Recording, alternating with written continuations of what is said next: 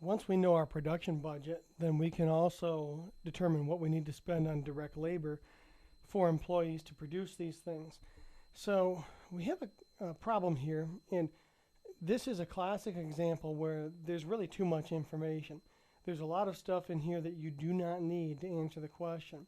So it's a matter of wading through and determining what information is useful. Probably good to begin with the end in mind here. The question is, what's our direct labor budget for the month of September? Okay, so how much are we going to spend on labor during the month of September? Let's look at what information we have available to us. Well, they sell skirts. That's a good starting point. Each skirt requires 2.2 yards of cloth.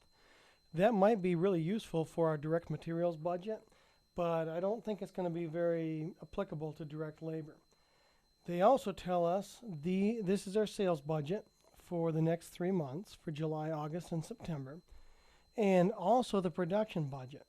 Now, if you watched any of the earlier videos I put together, you probably know that the reason there's a difference between the sales budget and the production budget is because there's going to be a beginning inventory and an ending inventory for each one of those months.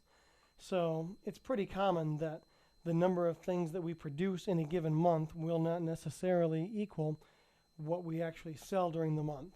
So the question is, what's direct labor budget for the month of September? I think all we have to do here is look at what the production is here. Okay? So if during the month of September we expect to make 13,000 skirts, doesn't really make a difference how many of those we're going to sell because we're talking about direct labor. And if each one of those skirts requires 0.8 hour or 48 minutes for all intents and purposes, you can multiply 13,000 times 0.8. That means we're going to need 10,400 direct labor hours. And if the average labor rate is $18 per direct labor hour, we can multiply times 18, and our direct labor budget for the month of September